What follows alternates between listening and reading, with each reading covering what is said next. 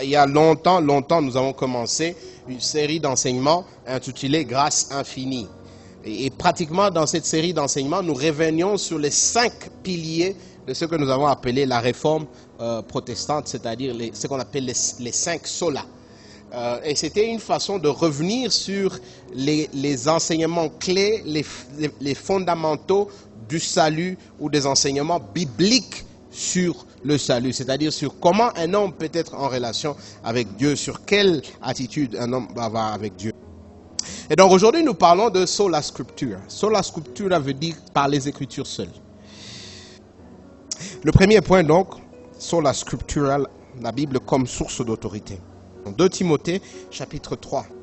Dans ce court passage, Paul nous donne 3 choses importantes sur les Écritures.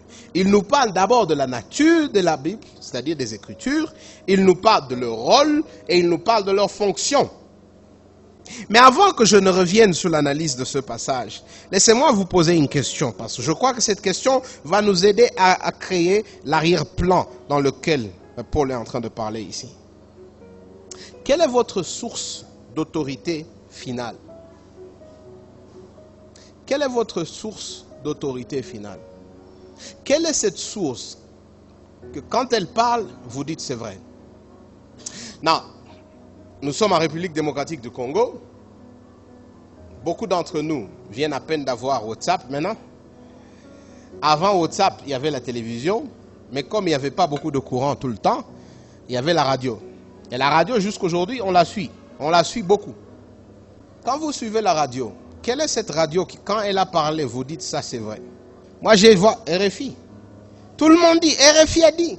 Et quand RFI a dit, c'est-à-dire que c'est vrai. C'est comme si RFI ne peut pas se tromper, mais n'empêche. RFI a dit. La voix de l'Amérique a dit. Maintenant, aujourd'hui, on dit Mandela a dit. Et donc, quand Mandela a parlé, quand RFI a parlé, quand la voix de l'Amérique a parlé, ça doit être vrai.